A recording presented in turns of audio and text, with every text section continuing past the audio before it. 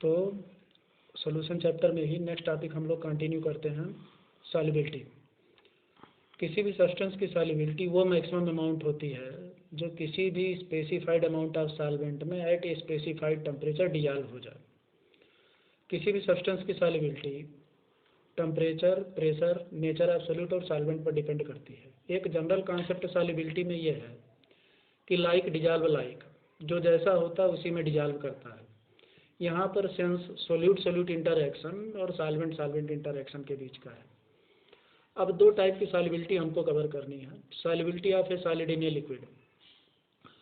In general a solute dissolves in a solvent if the intermolecular interactions are similar between the solute and solvent.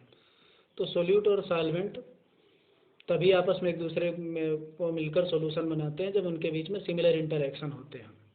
Solute जब solvent में डाला जाता है और उनके बीच में जब इंटरएक्शन होता है तो एक डायनेमिक इक्विलिब्रियम एग्जिस्ट हो जाता है। अब अगर राइट साइड में जा रहा है, सॉल्यूशन बन रहा है, तो इसको हम लोग डिसोल्यूशन प्रोसेस कहते हैं, और अगर रिवर्स साइड में इक्विलिब्रियम शिफ्ट होता है तो उसको क्रिस्टलाइजेशन प्रोसेस कहते हैं। अब बात आ जाती है सैचुरेटेड सॉल्यूशन की। A solution in which no more solute can be dissolved at the specified temperature and pressure is called saturated solution. ऐसा सॉल्यूशन जिसमें फर्दर कोई ज़्यादा सोल्यूट डिजॉल्व नहीं किया जा सकता उसको सैचुरेटेड सॉल्यूशन बोलते हैं। अगर डिसोल्यूशन प्रोसेस एक्जोथर्मिक है, एक्जोथर्मिक का मतलब एंडोथर्मिक है, एंडोथर्मिक का मतलब delta H solution greater than zero, तो ली चैटलियस प्रिंसिपल के हिसाब से solubility increase with the temperature.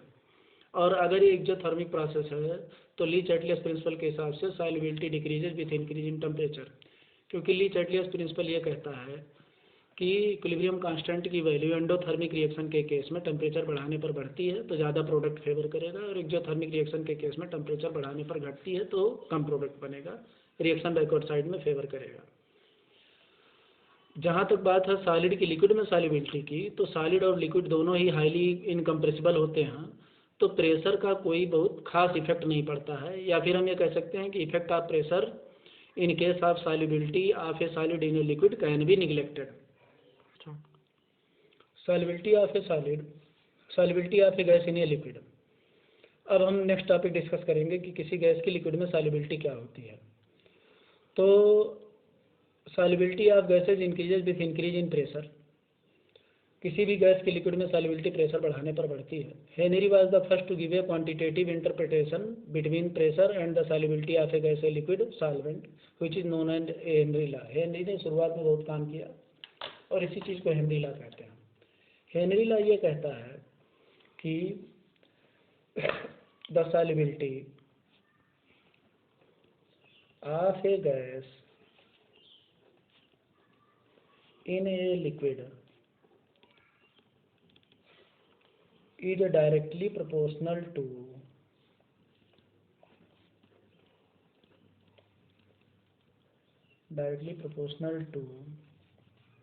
the partial pressure of the gas above the surface of the liquid। तो P is directly proportional to mole fraction. यहाँ पर P है partial pressure और X है mole fraction of the gas. तो अगर हमें proportionality का साइन हटाएं तो P equals to KH into x.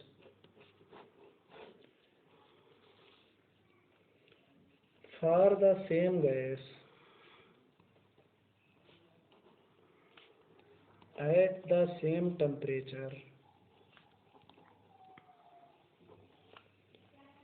P1 upon P2 equals to S1 upon S2। Here instead of mole fraction,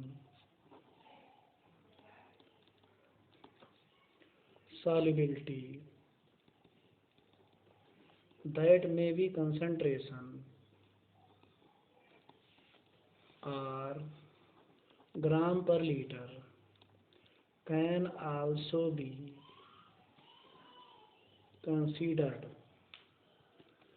अब अगर हम लोग ग्राफ बनाएं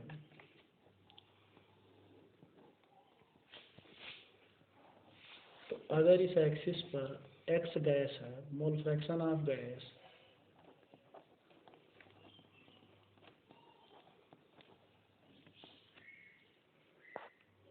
और इस एक्सिस पर पार्शियल प्रेशर लिखें तो ये graph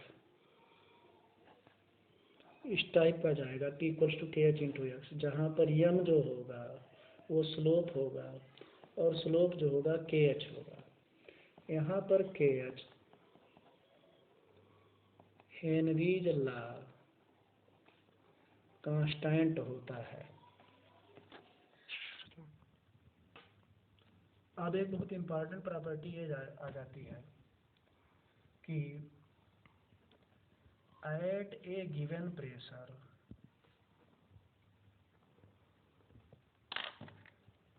the greater the value of K H,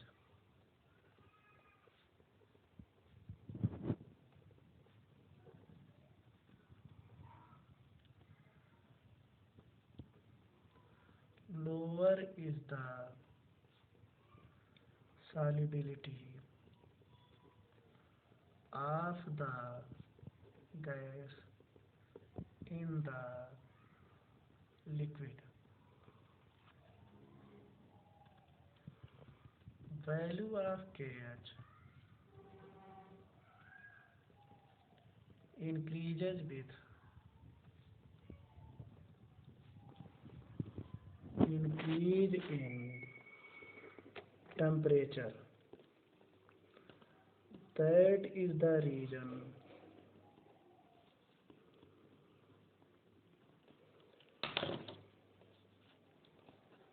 aquatic animals are more comfortable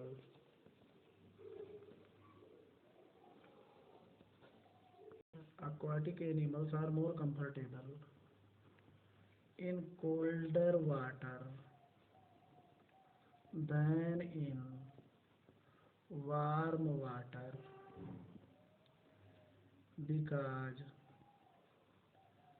value of lesser KH, low temperature increases the solubility of dissolved oxygen in water. अब हम लोगों ने हेनरी लॉ पढ़ लिया। Henry law ये कहता है कि किसी भी गैस की लिक्विड में सॉल्युबिलिटी उस गैस के partial pressure above the surface of the solution के डायरेक्टली प्रोपोर्शनल होती है। हेनरी लॉ के बहुत सारे एप्लीकेशंस हैं जो कि बहुत इम्पॉर्टेंट भी हैं। Applications of Henry's law.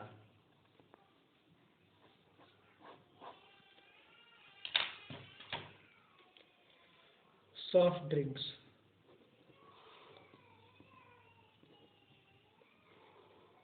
are closed at higher pressure, so more amount of CO2 is dissolved.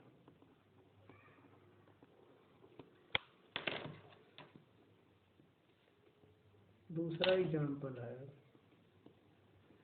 Scuba divers. Scuba divers अपने साथ जब डीप डाइविंग में जाते हैं तो carry oxygen cylinders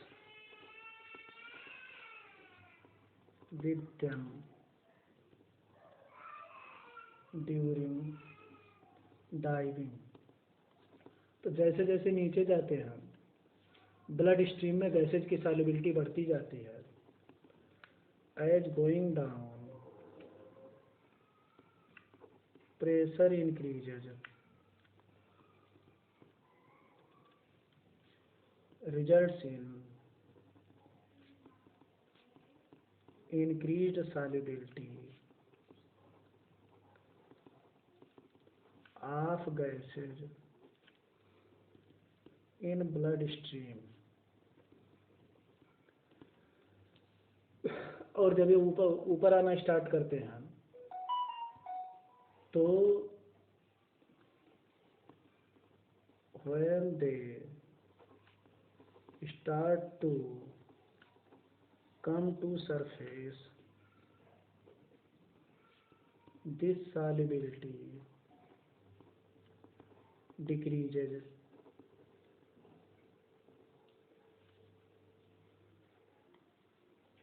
and that may block capillaries and creates a medical condition known as bends, which are painful and dangerous to life। और इस condition को अवॉइड करने के लिए डाइल्यूएंट्स का यूज किया जाता है। Diluents like helium are used to avoid this। इसी तरीके से बहुत हाई एल्टीट्यूड पर जब जाते हैं तो प्रेशर घट जाता है और डिजॉल्व्ड ऑक्सीजन की सॉल्युबिलिटी घट जाती है और ये भी एक प्रॉब्लम खड़ी हो जाती है जिसको हम लोग एनॉक्सिया बोलते हैं। टेम्परेचर बढ़ाने पर गैस की सॉल्युबिलिटी डिक्रीज करती है।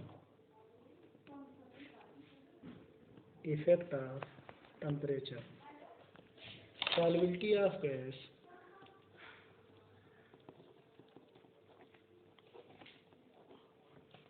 in liquids decreases with